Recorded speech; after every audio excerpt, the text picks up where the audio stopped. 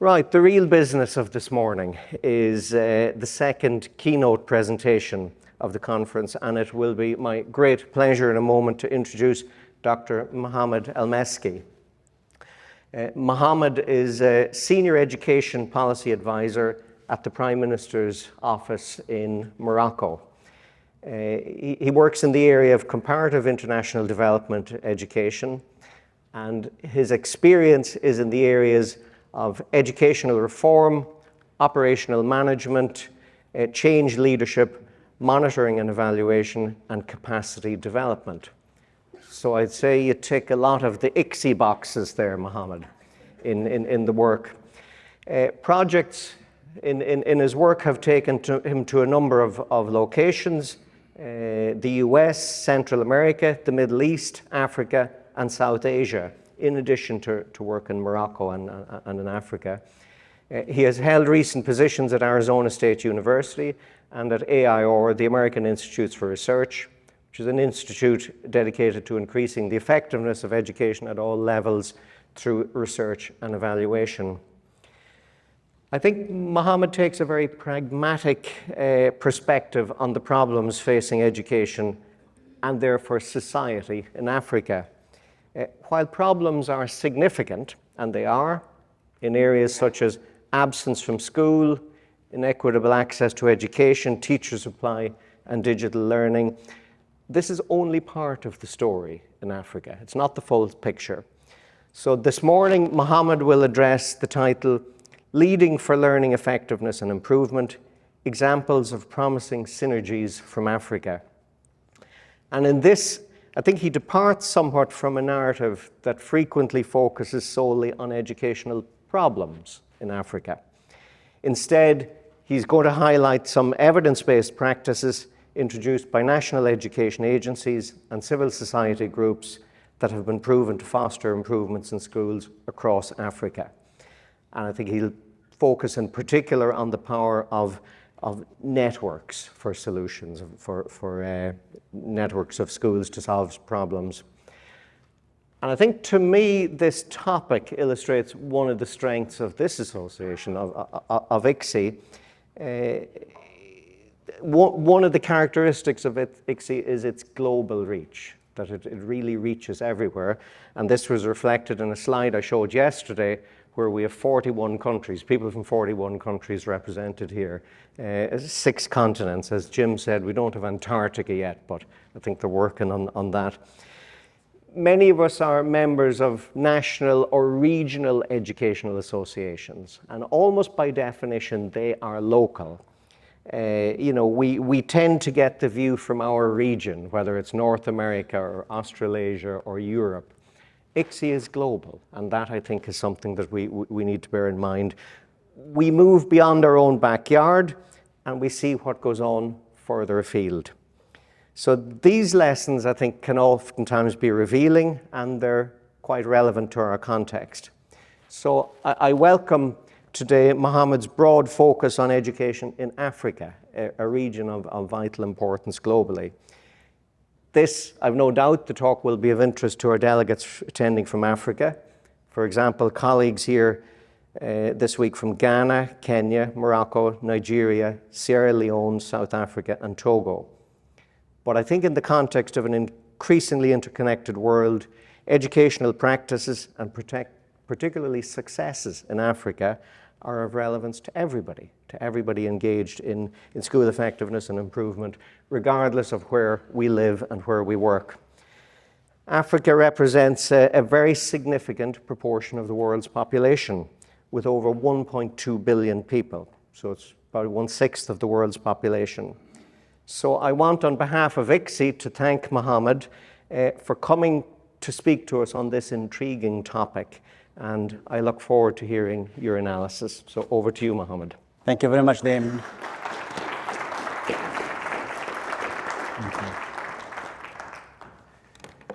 Good morning. Thank you for coming here early, showing up on time. It's a pleasure to see so many faces. I know we haven't connected for more than 4 years. By the way, can you hear me? Sounds good. That's very good. So before getting into the presentation, I would first like to thank ICSEI board for this opportunity to come and speak before you. Would also like to thank Trinity College, because it's a true privilege to be speaking and walking in this eminent, sacred ground for knowledge and learning. It's a true privilege. It's really humbling to be here. I would specifically like to thank Jim and Doris for bearing with me in the last 2 months, and at the same time making sure that things are clear. To the Doris, thank you so much for continuing to communicate with me. I'd like to thank Felicitas for helping me out. Thank you very much, Felicitas. And I'd like to transition to why I chose to speak about this topic before even going through the presentation. So just like Damien said, I feel like I'm walking the values of ICSEI. I was a researcher, I'm still a researcher. I'm a policymaker now, and I was a practitioner. I taught for a very good number of years, not just in the higher ed system, but also in the K through 12. I've seen many things, triumphs, had my share of tribulations, and that just pumped me up in terms of the energy, because I've just celebrated my 50th birthday with my friend Robin, which means just kudos and congratulations, and looking forward to another 100 years of doing whatever we need to do, because somebody told me that the secret to longevity is just stay plugged. Don't unplug yourself from action, and that's exactly what we look into doing. All right, so a little bit about the topic that I chose to highlight. It's leading for learning, effectiveness and improvement in Africa. And I told you a little bit about myself. As I said, currently I'm a senior government advisor. And being in that job, there is a significant part of the work that I do, which is actually research and benchmarking. So a significant amount of comparative studies that are done, not published, but reports that are submitted to my boss.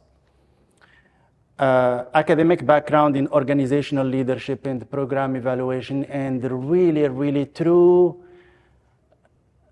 unmitigated love for leadership and the potential of leadership. Because the more I reflect on it, the more I interact with it, the more I see the potential in human development, in human empowerment. It's very important. International work in Africa, America, Europe, Asia, Oceania. I'm still currently working as we speak on a project with teachers in the federated states of Micronesia as we speak right now. So I'm really looking forward to meeting with my friends with that interest in work in small island states. Most importantly, I'm a member of the governance team of the Africa Voices Dialogue.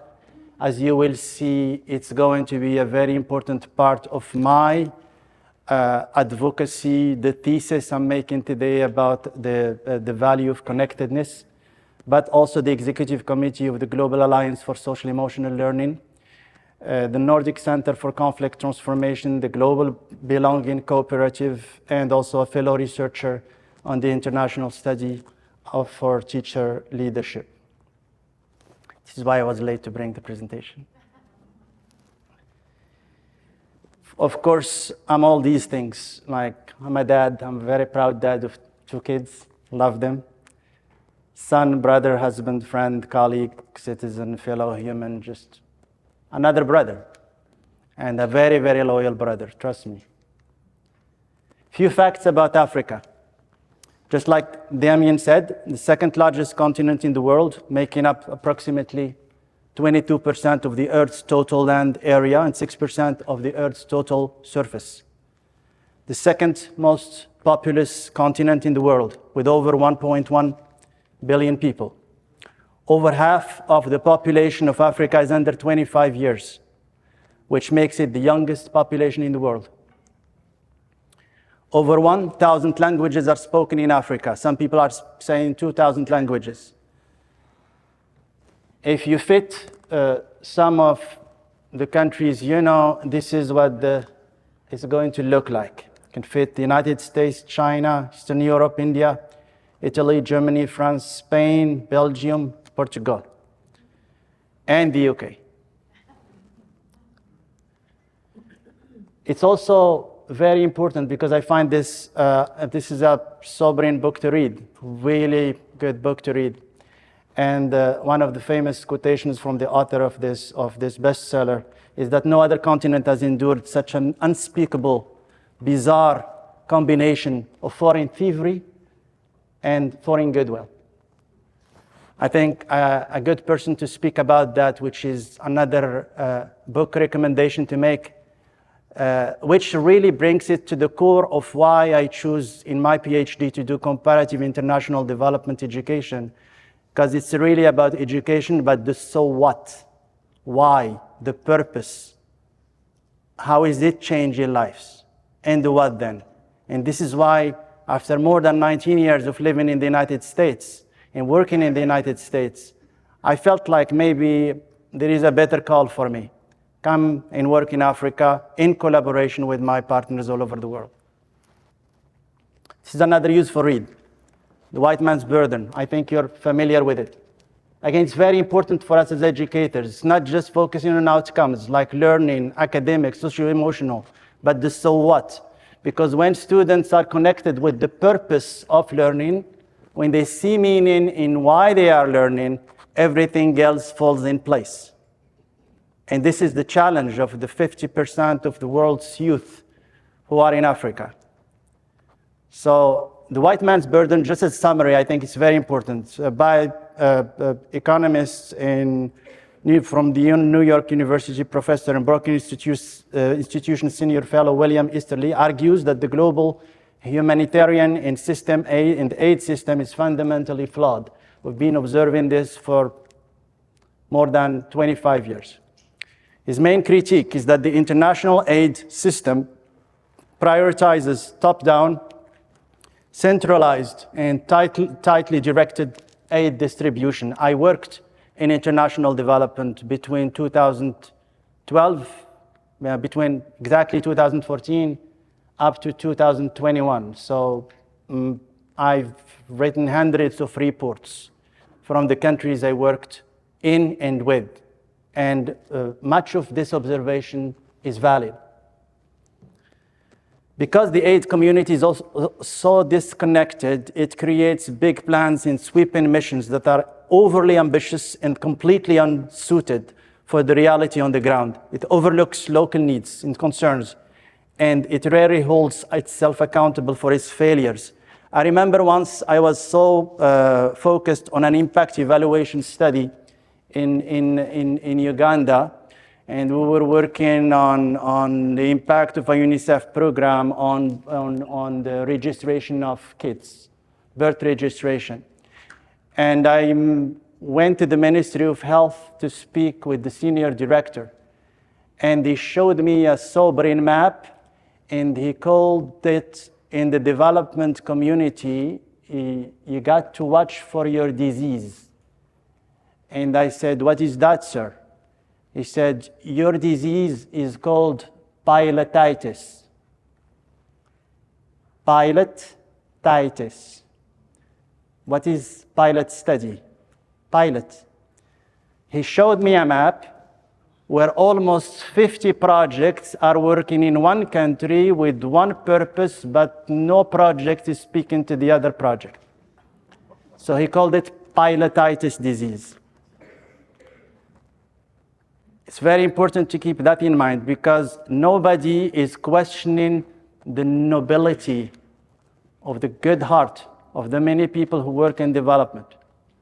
But really, a very important thesis of my presentation today is to talk about the value of synergy, connectedness. before I go any further into the crux of the subject, this is also another required read for all of us, not just the one who do education in not education, just education, but education for development. It's critical that we read this book. Development as Freedom by Amartya Sen is a famous Indian economist. He said poverty is not just a lack of money. It's not having the capacity to realize one's full potential as a human being. And when we keep that in mind, I think we continue to connect with why we're doing this. Our sense of purpose, which is also anchored in our sense of identity, who we are, which is also anchored in our sense of beliefs and values, which is anchored in our sense of capabilities, which is in turn anchored in behaviors, which is anchored in the environment. So I think the power of us being human is that we're not tethered to the context. We understand it, but we're supposed to make a difference. But being aware of this, all these facets, which are all equally important in shaping our margin for maneuver, is very important for us as leaders. So why leadership for learning synergies? And I've chosen specifically to add this picture of those little budding plants growing up on a scorched land. Because for me, that's what Africa was about. As I said, it had some serious share of tragedies and looting. So, but it's still capable of showing that it could bud into a vibrant contributor to our collective salvation, especially bearing in mind the fact that it has 50% of our youth. So it's very important to keep that in mind. So why collaboration in synergy? Because it's an African meme.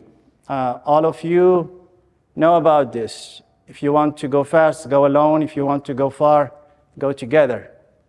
It's an African meme. It takes a village to raise a child, another African meme, based really on the importance of working together, the community, because that's what we do, and that's what we do things for.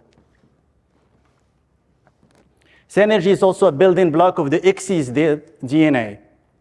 When you look at 2019 in Stavanger, the theme, the title started with bringing together. Remember that? 2020, our motivation to come to Marrakesh in Africa for the first time was to really promote collaboration between the global north and the global south. 2021, crossing boundaries.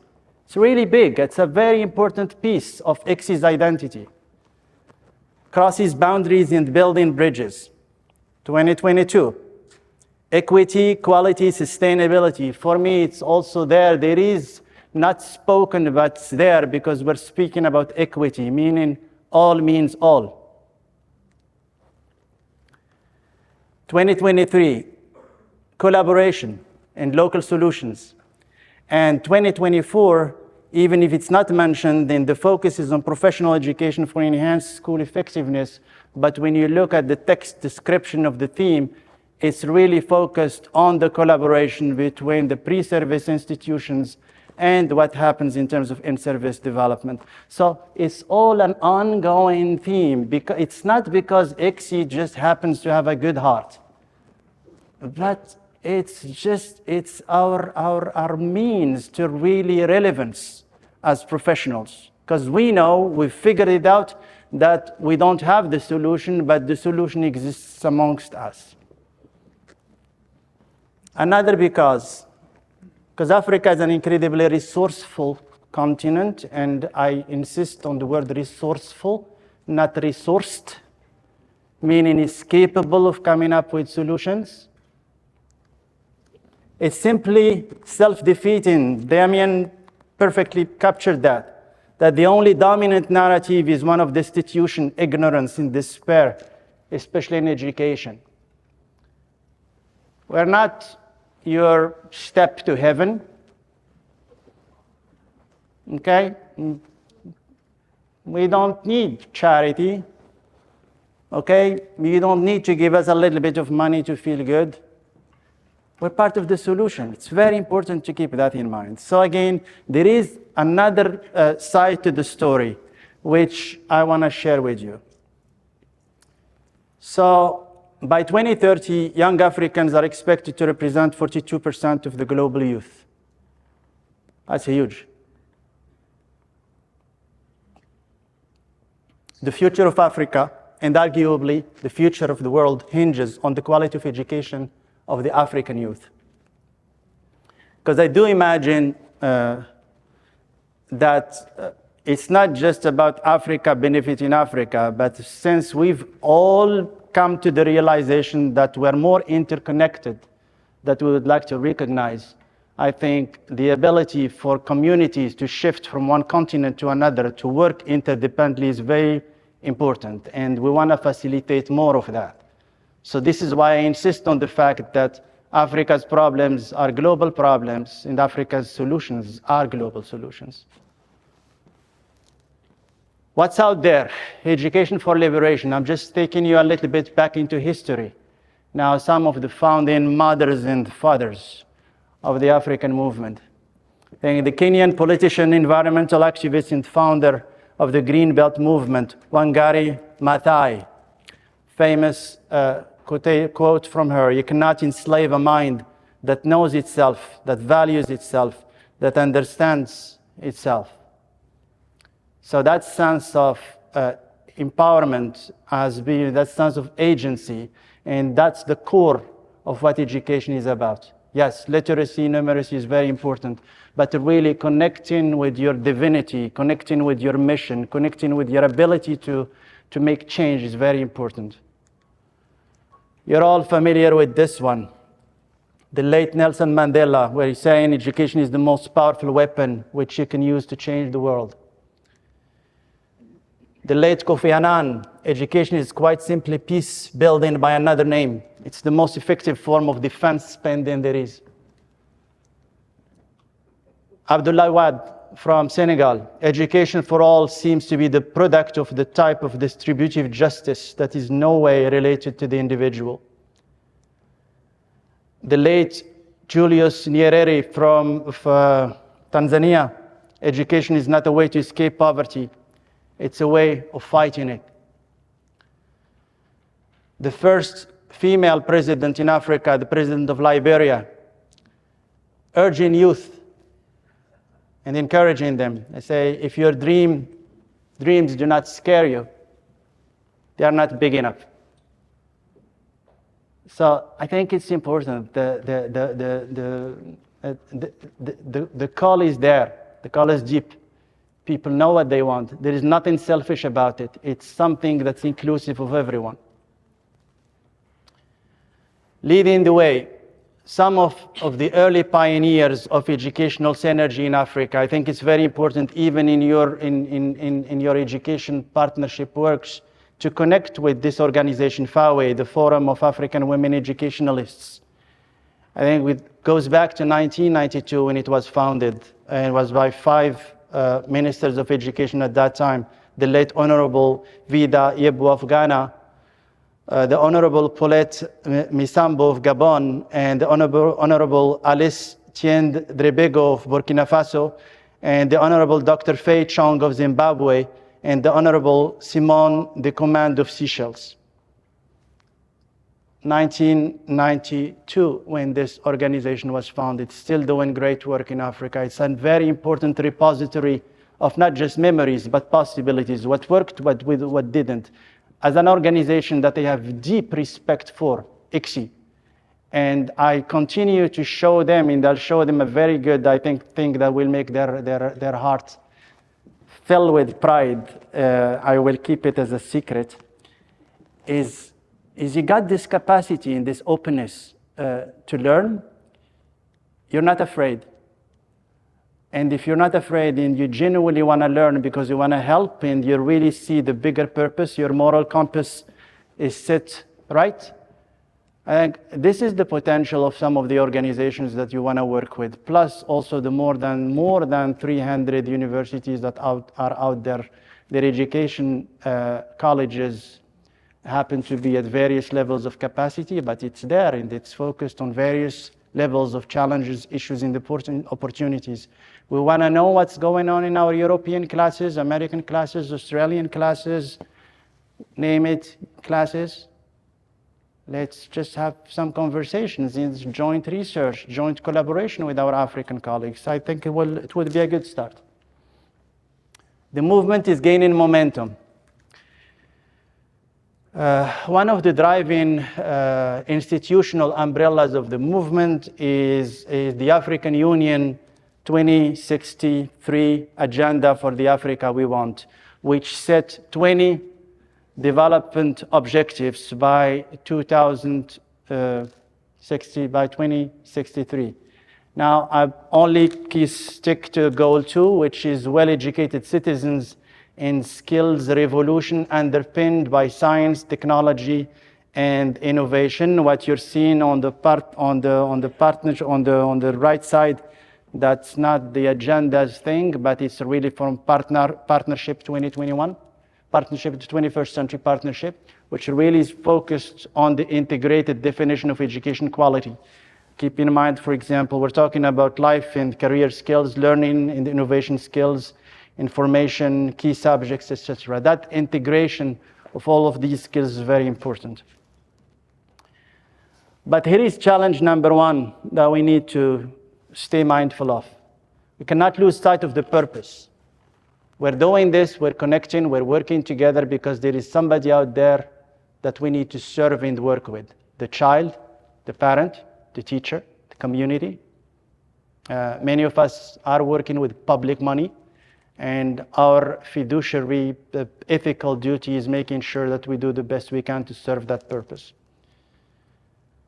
We have in Africa, because we want to maximize really the self-actualization of this youth, we want to make a dent, at least in Africa's seemingly intractable access and quality problems. There was a report, it's called The Goalkeepers by the Bill and Melinda Gates Foundation, that predicted the following. 2018, the Bill and Melinda Gates Foundation released its annual Goalkeepers report, which tracks the progress towards achieving the United Nations Sustainable Development Goals. The report states that by 2050, 86% of the world's extreme poor will live in sub-Saharan Africa, notably amplified by population growth. This is 2050, we're in 2024. So it's really up to us to decide to prove this prediction wrong. Here are some indicators.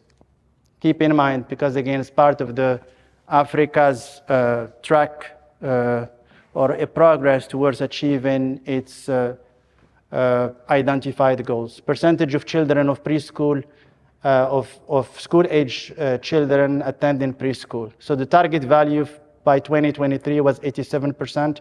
The actual value is 45%. I would understand because there is COVID. And COVID has derailed many of the major development goals. And primarily in Africa, that's where it caused most of the vulnerability. Net enrollment rate by sex and age in primary schools. The target by 2023 was 100%. We're making progress, but we're not there yet, 86%. Proportion of teachers qualified in science and technology or engineering or mathematics by sex and level, primary and secondary. Target level 57, actual value 51. In secondary school enrollment rate, target was 100%. The actual value is 52. So we're still far behind set goals. Why are we saying that? Because again, somebody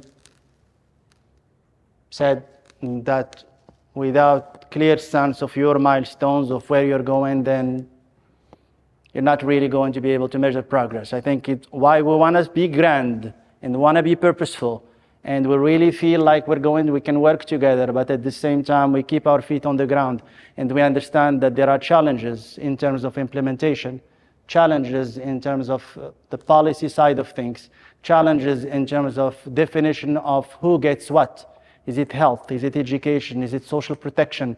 It's so many things. That's the beauty, I believe, of having this conversation that involves not just scholars of education who will tell you, for example, that in a lab situation, this has improved this intervention has had this amount of effect on this. And then you take that thing that has proven its internal validity, you take it to the ground, and then it's not as clear-cut, it's not as causal as you thought it would be. And then you got to figure out what are all these implementation factors, the other things, for example, the policy side of things, the rollout of the policy, the readiness of the ones who will implement it on the administration side, the funding, the continuous support, the technical support. So many variables to keep in mind for an intervention to be implemented.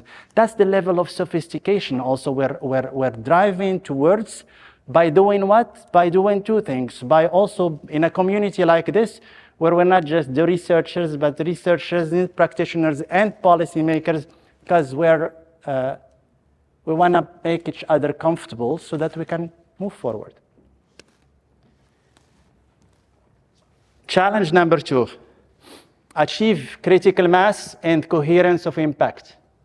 As you will see, there are a lot of very good intentioned initiatives in Africa.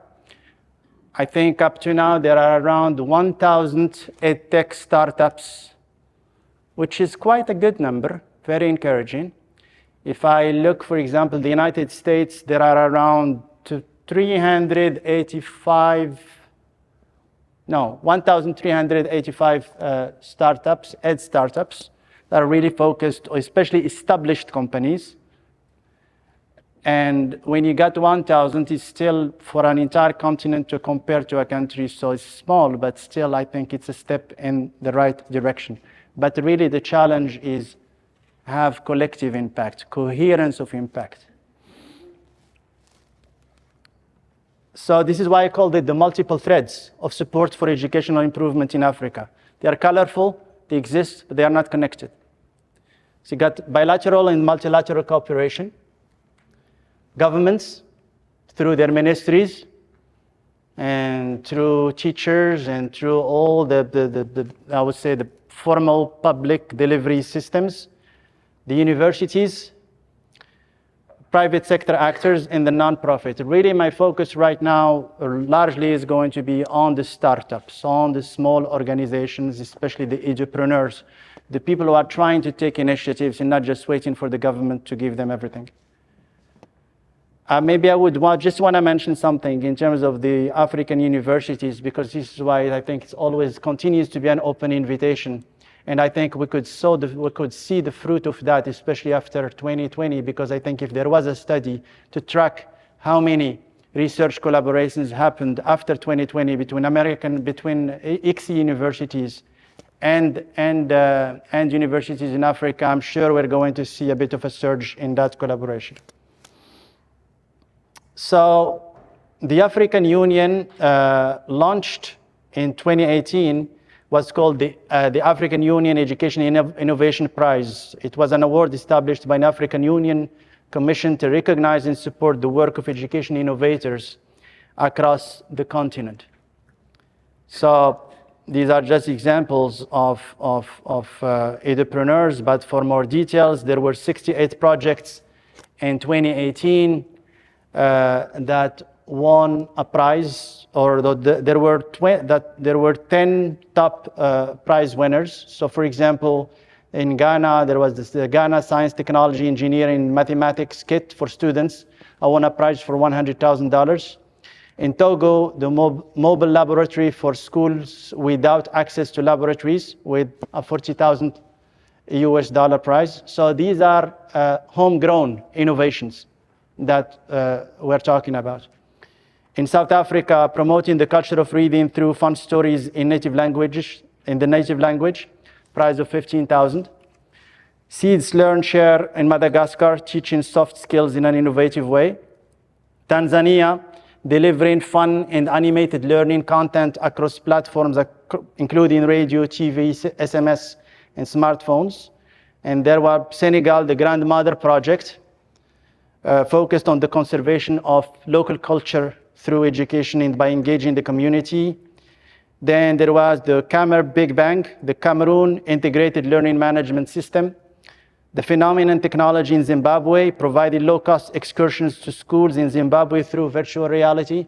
What are we saying here? I would say very comparable visions and dreams that you would see them in other continents. Meaning that there are young people, men and women out there who are working together to make a difference. More, 2019, some top prize winners. Gold Youth, South Africa, a movement to embed long-term peer-to-peer models, mentors into all schools and communities. Kenyan literacy app for children aged 5 through 8 all over East Africa. The Cameroon, a microserver containing the equivalent of 10,000 lessons available offline. Senegal, digital libraries of African content. Mozambique, information management system. Tanzania, online library and innovative learning network, so on and so forth. The list is long.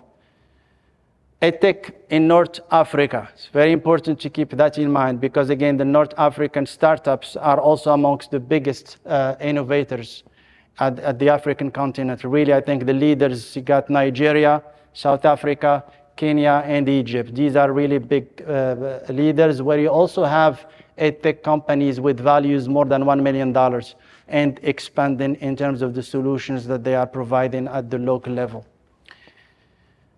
At some point, I'll share the presentation, so I don't need to go through them, but I'm just giving you an example. This is the 2023 Africa EdTech Top 50. Just for those of you who need to get a bit of a sense of a landscape analysis of who is doing what, I think it would be a helpful visual. Keep going. So this is another example of the African education startups with over $1 million in funding. I think you're all familiar with the African Leadership Academy. Yes, I think we had one graduate from the African Leadership Academy who came to Marrakesh, and she's participated in the spotlight session, and she did a marvelous job. Other regional leaders. So kind of starting from the grassroots, telling you about the small little things, the thinkers, the innovators who decided that there could be a way, there is a way to do things, and I think the internet is a gigantic blessing for everyone. God's given blessing, really, because it democratized knowledge and access to information, and you could see that. So this is why you're seeing these startups, and you're seeing more of them. And I think then the tally right now, I think, has already exceeded 1,000 in terms of the startups and growing. But the ones that I'm going to share with you right now, I would say regional networks. And then at some point, I'll bring you to the national vision of connecting all these networks. So I call these the regional integrators. And so for example, Meet Africa, improving the lives of children and youth. So it was established in 1996 in South Africa. It has grown into a regional organization that represents the SADC, the South African Development Community region. So the purpose is really promote a holistic development of children and youth in their associated school communities through education, as well as health, socioeconomic development where it relates to education. So what you will see about all these organizations is that they've recognized that making a dent in education is not just by intervening in education. It is very important to work with teachers, to prepare high quality teachers, but no child is going to focus if they didn't have something substantive to eat. I remember once in one of my interesting evaluation projects in another country where I was really focused on teacher effectiveness, the school principal just looked at me and he said, you know what's the indicator that kids will show up for school? I said, no, sir, explain to me. He said, you know, this school is up the hill. And the children will have first to see the chimney of the school and smoke going up. This means that the kitchen is working. This means that there is food. Then they come. Chimney is not working. Nobody is coming. Very important to keep these little things in mind. They are little, they are very important. And what you will see with all these organizations is that they see, yes, work on education, work improvement, work on teacher development for sure, but making sure that those stomachs are as taken care of as those brains. Very important. These two are very connected. The care and support for teaching and learning, SSTL, which is also the focus also on the South African Development Community region. It's premised on the systematic provision of an essential comprehensive package of services through the education system. It embraces services falling both within and outside the traditional core mandate of the education sector. Purpose is to address the underlying barriers to access, retention, regular attendance, and quality educational outcomes. I think these two organizations definitely check their websites, and these are definitely organizations that you would want to work with if that's your area of interest.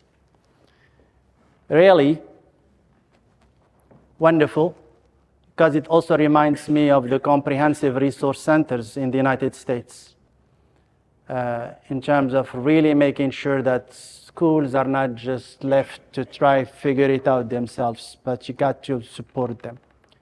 So it's a peer learning initiative and policy influencing network comprising 70 organizations in East Africa, based in Kenya.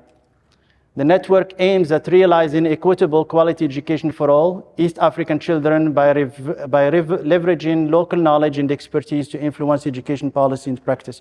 When I was interviewing some of their leaders, again, it's just same energy, same clarity about purpose, and same resourcefulness, and at the same time, same very solid belief in the value of collaborating and working together. I think I'm sure you know that Kenya is the African leader in terms of the number of mobile users, and this is the country where I think in some places they look at you funny if you want to pay cash.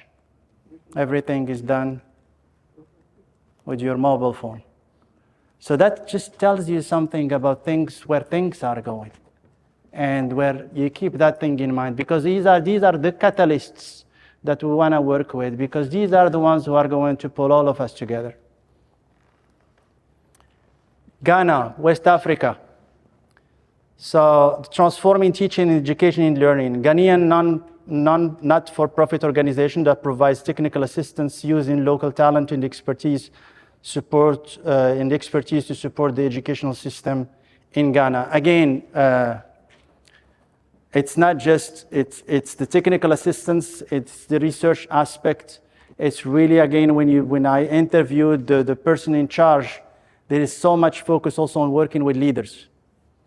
And also this is something where, I would call it maybe a continental integrator, want to focus a little bit more on helping in that specific direction.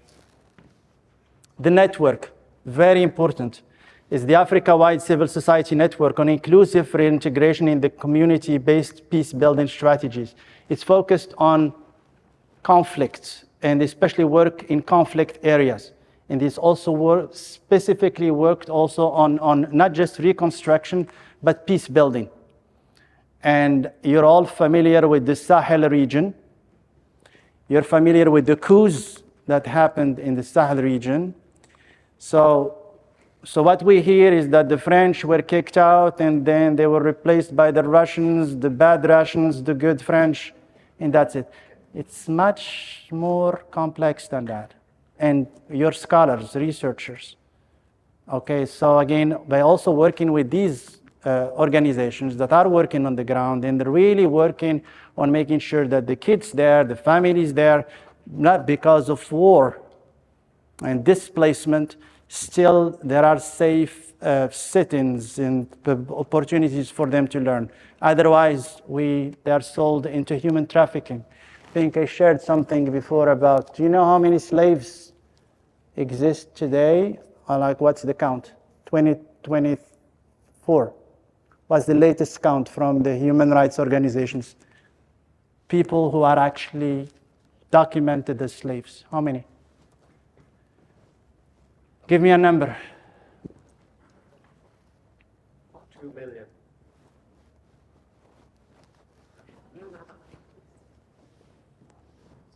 Up?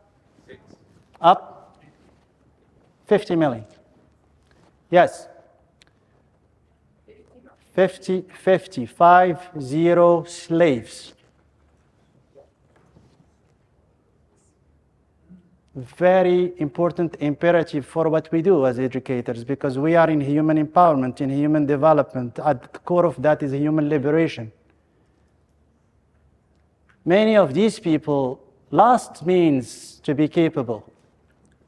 Then they were sold into slavery just because they needed to hide their documents and to be undocumented. And because they are undocumented, you could do whatever you want with them. Whatever you want with them. 50 million slaves, 2024, under our watch, now. That's what we should be working for. Education for human liberation. Some really very interesting, very good organizations to work with in the Sahel region as well, whose focus is really on working on trauma, working with trauma-affected families and children, and with a focus on education plus other social services. So there is the Neem Foundation, that's in Somalia, the Ilman piece, that's in Somalia. Then the Neem Foundation, I believe that's in Nigeria. And then the Senscope, the Code the DHD, the collective of organizations for the defense of human rights and democracy, etc. So this is also another Nigerian organization.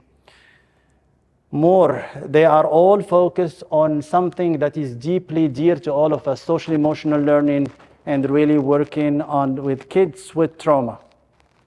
And trauma as it applies to abduction, as it applies to child soldiers, as it applies to anything, you name it, they work with it, and they are in the region doing that, especially the Sahel region. Some of them work in the Congo as well. And another organization I really want you to check out, it's very important, doing great work, especially working with refugees, is the Yomocho Art in Uganda. It's led by an amazing Congolese artist who is himself a refugee, working in Uganda. And his job, not just it's to work with the host community, teach their children art, and at the same time teach refugees how paint, produce art, because it's a means to deal with trauma for sure, a means to develop a skill for sure, and also a means to have some independent living skills. Because even the leader himself, I think he had to leave school at the age of P6, primary 6, and he put together this organization. Certainly, I think it's doing great work in Uganda, working with refugees coming. And Uganda receives refugees, not just receives some Sudan right now because of what's happening, Somalia, Congo. It's a big refugee camp, and there's huge work that's done in that specific area. Tamkeen in Morocco.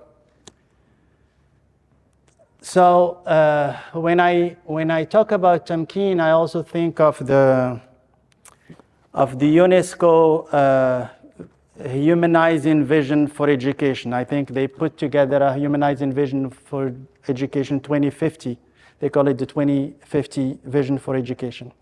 So for Tamkeen, the key is to enter into engaging communities in human development, is building deep rapport that is rooted in trust. So when I met with this community, I met with them and I told many of my colleagues that I'm coming from Morocco right now and we're getting into the 3rd month of teacher strikes. So kids, at least I would say, I don't know, 80% of the kids in Morocco, this is almost the 3rd month where they haven't gotten any education in the public sector because the teachers are on a massive strike. And when I met with this organization working in the north of Morocco, its motto and its practice as well is, I think it might sound naive, but it keeps intransigently to believe in the power of listening and not demonizing anyone. Listening to teachers and listening to what they want and listening to what is it that they are going through, but also listening to government officials and bringing them on board because they are not demons either. And in that specific region, and thanks to the great work of this foundation, the strikes in that specific region are less bad than they are in the other places because there is a sense of teachers, policymakers, and the officials at the level of the administration working together because they all care about the same purpose. So this is not an organization that's selling magic bullets. It's an organization that believes that it doesn't have an answer, but it convenes people to have an answer, to listen to each other. I think it sounds easy to listen. It's not. It's in the facilitation of listening to get into collective sustainable solutions.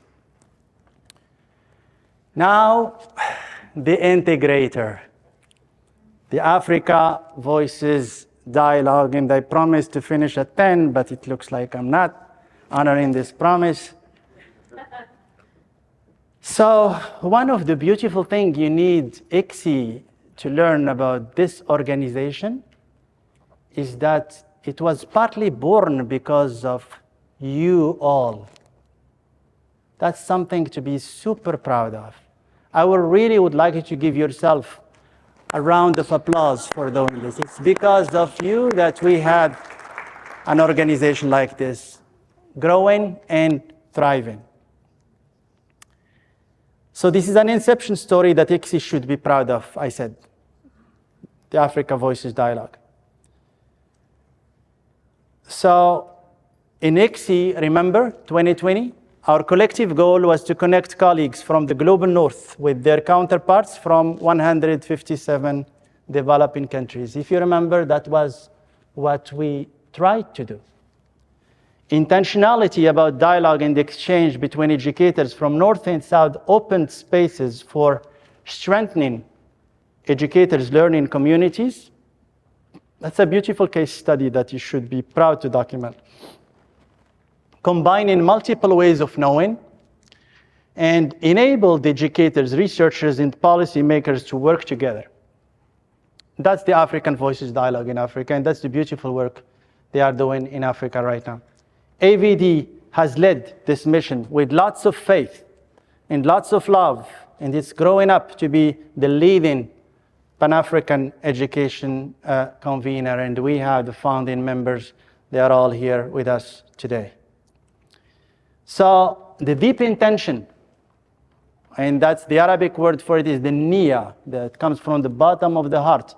Intention of the Africa Voices Dialogue is to provide a space for connection and belonging where Africa's educators, learners, and communities are seen, heard, and loved. I just love that. Seen, heard, and loved, because you need to see me, hear me, love me, so that we can work together. Because I know that work at times is just, it can be grueling, it can be difficult. But I think when we have those core things established, then I think we can go through the difficult trials together. So just a reminder of the development goals of the Africa Voices Dialogue: to collaboratively lead and convene dialogues, workshops, and conferences on education in Africa, within which the experiences and narratives of African educators, learners, and communities are amplified, and through which they feel seen, heard, and loved. And I would insist on the fact that it's not just the researchers, it's everyone. So we're really talking about the practitioner community, the policymakers community, and the researchers community. To support rigorous research and professional learning based on the experiences in our continent's educators, learners, and communities, and to amplify these learnings within and beyond the continent. This is not an insular organization. It's an organization that's very secure about wanting to learn from others and with others. To facilitate the sharing of the lived experiences and innovative learnings of Africa's educators, learners, and communities with decision-making bodies, such as that they can contribute to policy planning and practice in the continent. And I wouldn't find a better way to capture their niyyah than this. If you really care about starting a movement, have the courage to follow and show others how to follow. And when you find a lone nut doing something great, have the gut to be the first one to stand up in joining. Many of the ones who joined, they seem like little lone nuts. But that's where innovativeness comes from. That's the quirkiness. That's something that challenges our model of the established. And we're secure enough to learn from that, incorporate that, work with that, because we're going to grow together. In conclusion, as we move forward in our journey towards better integration of educational change makers, researchers, policymakers, practitioners, private sector students to serve African educational development needs, we will continue to look for those nuggets wherever we can find them, because we deeply believe that the task of leadership is to create an alignment of strengths in ways that make the system's weakness irrelevant. That's not mine. I'm blanking on his name right now. Karen, help me. All right, I'll come back to it and I'll cite anyway, I'll come back to it.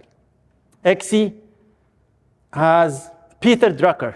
That's his, not mine. That's Peter Drucker's quotation about definition of the task of leadership. ICSEI has inspired the birth of the Africa Voices Dialogue, and we're positive that the joint effort will help us achieve our mission, and in doing so, serve our collective mission of quality education and dignity for all.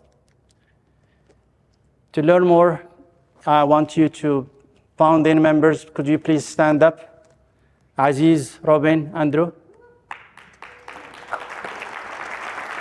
So if you want to learn more about AVD, please meet with them. Otherwise, you can click on the link. And that brings me to the end of my presentation. Thank you very much.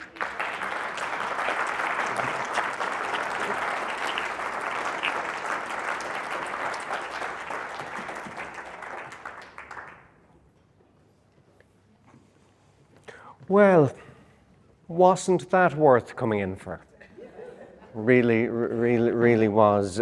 Mohammed, we're so grateful. I'm so grateful on behalf of the organizing committee for it really was a breathtaking presentation.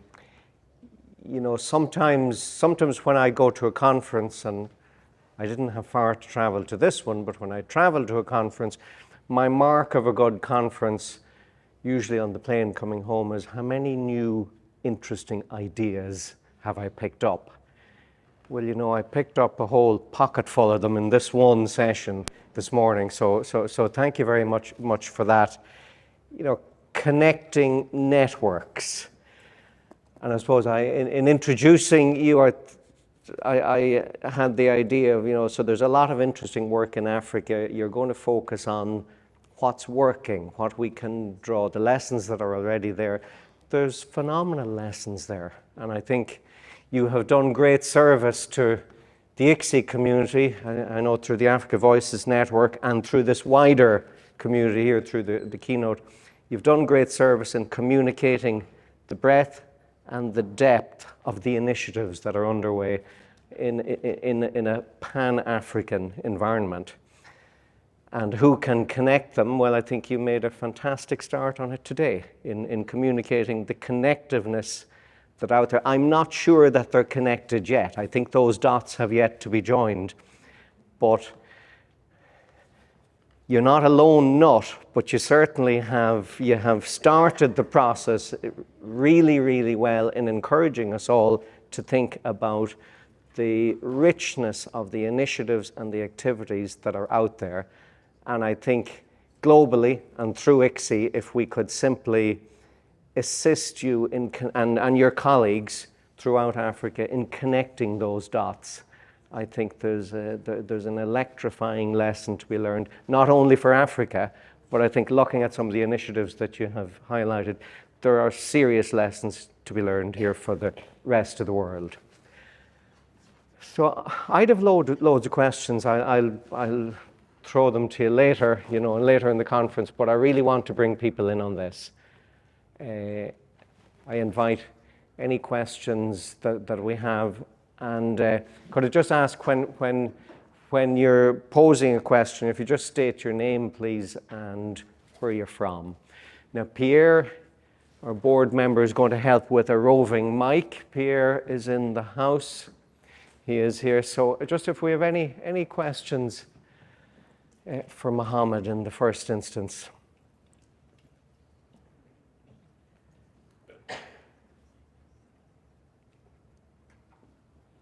Yes, question up here.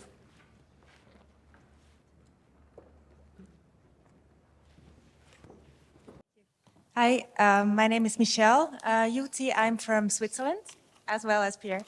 My question was, thank you very much, Mohammed, for this inspiring talk. But my question was, where are the universities? Where is the public sector in connecting those initiatives and maybe also helping to collaborate between the countries? Maybe you can talk a little bit more on that. Okay.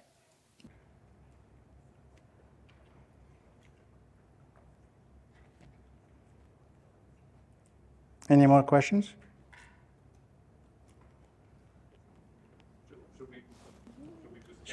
Maybe just take that one and then we'll pick up the other questions.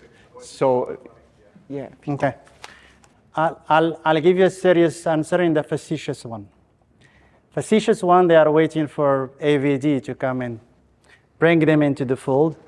The serious one is it's part of what I call our work is cut out for us. Because again, when you meet with these universities, you are going to have a lot of teachers, especially in the faculty members, who are doing great work, but they are really very isolated. I think if you want to help with these universities, we have to work at the level of the leadership of these universities. And I think that's a not so good link in terms of strength, not because maybe of the lack of vision, because again, when you read the vision of many of these universities is just mind-blowing, it's wonderful. But again, bringing the vision into action and making sure that the network is there to help, that's really helpful. I think just give you a very concrete example. I think Cindy is here. Cindy did amazing work, same as many other colleagues, in terms of connecting with many of not just the Moroccan colleagues, but through the Moroccan colleagues, there was other members of the network as well, where many would not have been able to publish and to get into really regional and I would say international visibility if it weren't for Cindy, and I'm sure many other ICSEI members, especially through the power of the network, that just brought these talented individuals together and brought them into this bigger community. So yeah, they are there, they have the intention, but I'm sure I think we could also help bring them into the community. Okay, we have a question up here, a couple of questions up here. Just, I'll bring a mic up.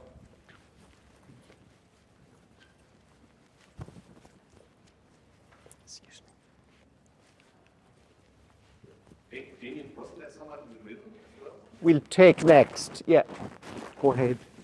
Thank you. Thank you, Mohammed, for a very inspiring speech. And it really made me think about some of the lessons also you shared with us, and especially the lesson where you talked about networks, but also coherence and alignment. And you presented like all these great EdTech initiatives. But it made me think about, and ICSEI always makes me think about, you hear all these wonderful initiatives, people presenting their work like you just have, but how can we make sure that we benefit from all these initiatives and at the same time realize the coherence and alignment between all the different initiatives and nuts, as you called them? Yeah. It's a two-way street. I know that many of these initiatives are actually active in terms of participating in the Continental Expo on EdTech. They are visible. So I think it's also our job to be there, to meet with them, and because they are not just talking our language of education, but they are talking about our language of education and technology, and there is a business side to it. So also maybe even it helps us, especially when we wear the policy hat, to be multilingual speakers in terms of speaking the language of policy, speaking the language of practice, and speaking the language of research. Because again, when we speak all these languages and we are capable of reaching them as well. Maybe another one, since you mentioned that, Kim, it wouldn't be, I think it would be a great idea, since ICSEI Morocco exceeded expectations and succeeded marvelously, to think again about another ICSEI Africa and think about it seriously. And maybe I wouldn't find any better place than Kenya to do that. Wonderful. A leading nation in terms of technology and in terms of EdTech. And certainly I think that would be a nice way to walk this walk of integration between the international scholars and what's happening at the continent. Okay, any more questions? I always like when somebody plants a seed like that and you don't notice it. It's planted and you don't notice it. But I think, yeah, we think about that one. Okay, any more questions? Yeah, here. Thank you, Mohammed. I'm Sylvana from Toronto, Canada. As a participant in African Voices Dialogue after ICSEI in 2020 and traveling through Morocco, I just want to say, like, just the amazing work that the group has done, keeping the NIA very center and the Ubuntu philosophy, and watching, starting from a very small group of getting together, what is it that we can do to improve education and hearing voices, and watching the growth, the amazing potential of the young people and the things that they have done. Young people who have started schools in refugee communities, helping one another. Ubuntu Art, which started off as a very small art project and became huge. But then what it does is it empowers the people there. So those of us from the West think, well, we know what needs to happen. But it's very important that as Africa is establishing and coming out as a strong force, that they're doing it in their way. And we have a lot to learn from what is going on there. I have traveled after ICSEI to Morocco and visited a number of schools at the different levels and have seen something very different than what I expected. And seeing that the creativity that is there, the imagination, the students, how they're so focused on learning and wanting to be creative and do better. And really, I think the important thing is, because you have so many young people in Africa, you don't want them to leave. You want the potential to be there and grow there so that Africa becomes the strongest continent. So that's what I was. Thank you, Sina. Thank you. Okay. Mohammed, if you want to comment, perhaps? Amen. Amen, Sylvana. So, okay. I think, yeah. Catherine. Catherine, and then both.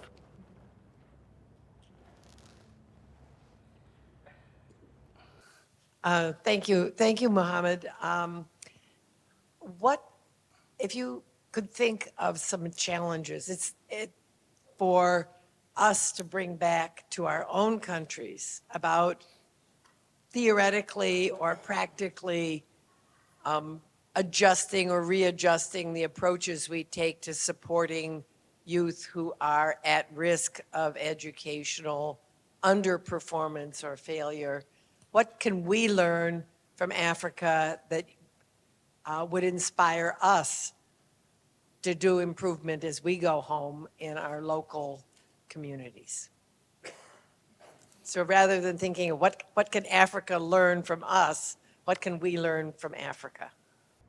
One thing to learn from Africa and this is where certainly I think not just happening at the level of colleges, but also it should be happening at the level of secondary schools, is really figure out a way to do virtual exchange programs or just actual exchange programs between African students and the rest of the world, be it virtual or in person. Virtual, I think it's maybe a stress-free way to do it, maybe. So some people are worried that they stay wherever they go.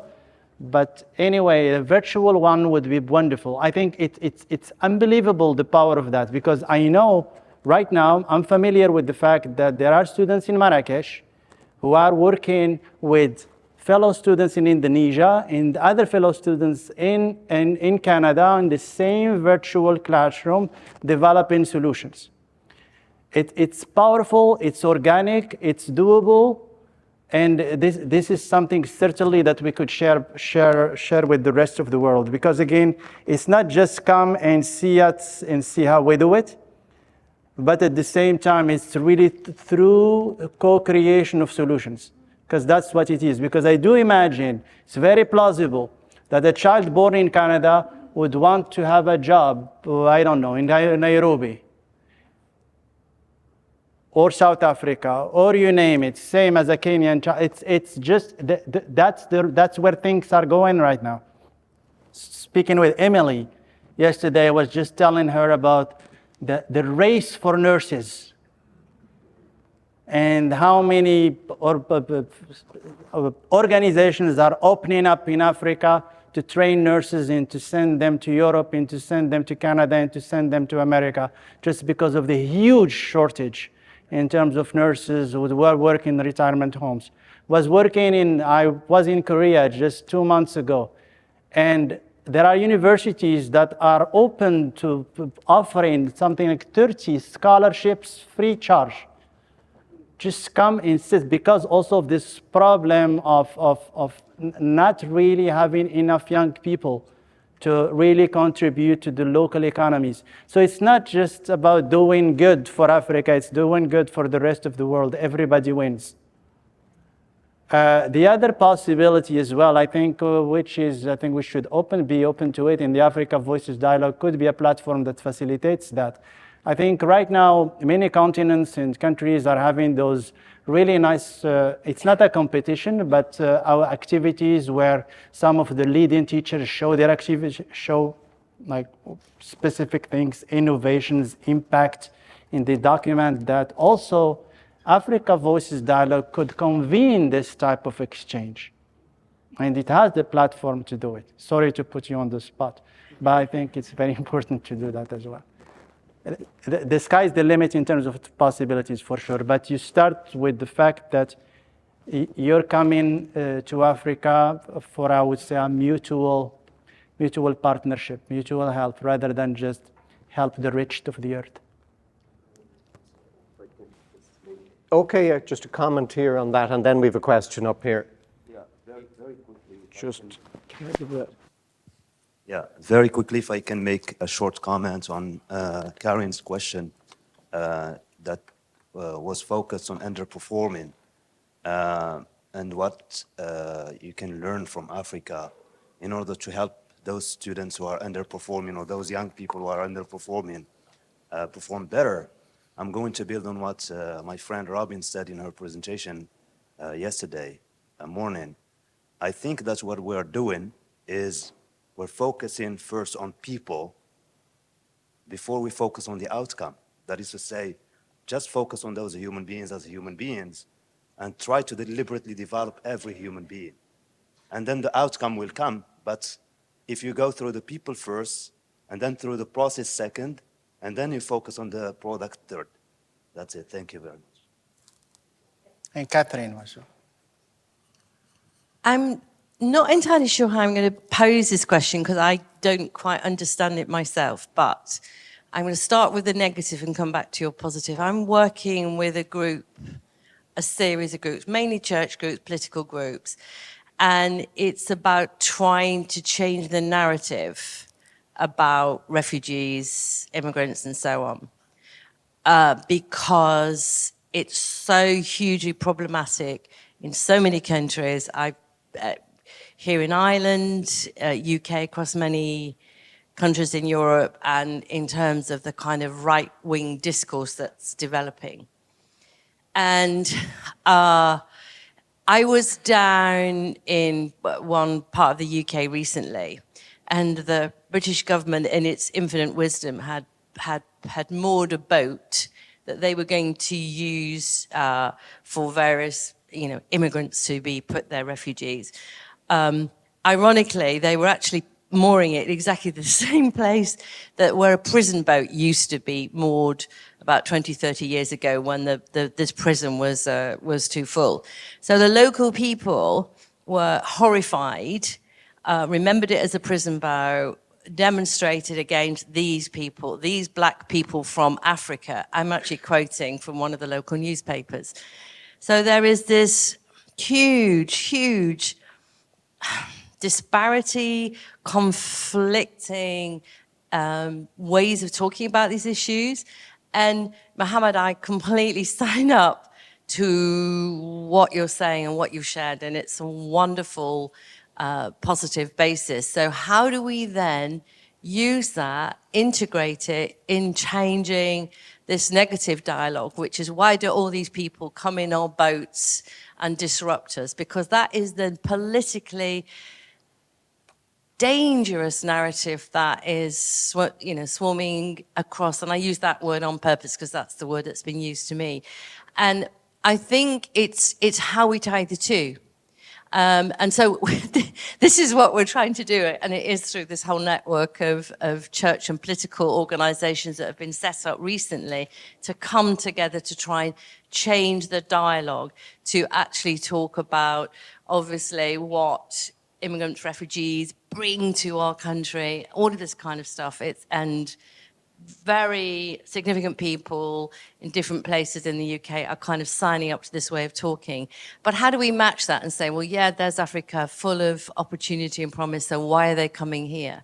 Now, I know why, but I'm actually talking about how do we talk about this? How do we talk about this to young people? How do we change a narrative?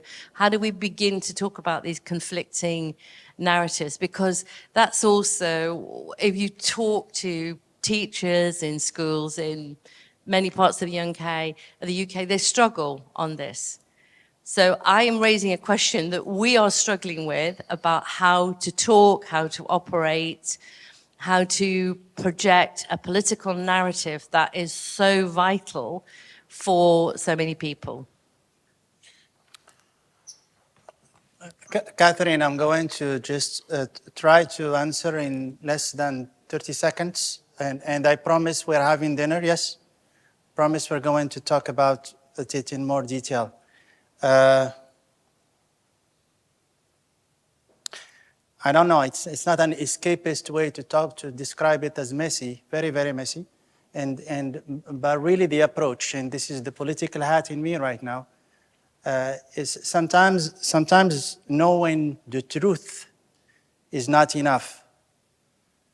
Marketing and selling this truth in a way that empathizes with the legitimate, sometimes, concerns that people might have. I think that's the art, because again, politicians, they have to respond to certain constituents. And we've seen right now, I think, interesting movements happening all over the world. And some of them are super scary. But I think if there is a lesson that we all learned up to day 3 in this conference, it's in those times of the weakest link, when things are really reaching the brink of breaking. This is really, I think, where you really have to identify the people with whom you share, I would say, the core opinion, recognize the fact that there are going to be some differences, but really remind each other that this is a shared boat. We can't rock it, regardless of how different our opinions might be. Really stick to the fact that we stay in the same boat, and then we have those difficult conversations. The way I show it, for example, like in the UK example, for example, I know that the UK is working on setting up one of a multi-billion-dollar cable project connecting the UK to Morocco, solar energy. It's going to power something like 100,000 homes in the UK. Solar energy from Africa. I think these are the things that we want to highlight a little bit further. Like the populace, the constituents don't hear these things. They just hear that life is tough for them, cost of living is very high, and here is this kind of not so the same guy coming and taking my job because he can take it for a lesser price. It's tough, it's difficult. We just have to ease our way and convince people without threatening them, because when we present a sense of a threat, they kick everybody out and we end up with some super dangerous decision makers. And we don't want those, do we? Thank you very much. Okay, thank you.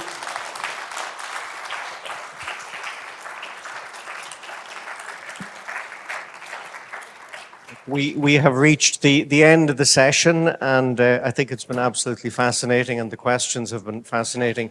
Thank you, Mohammed, for bringing your ideas to us. I think they're very fresh ideas.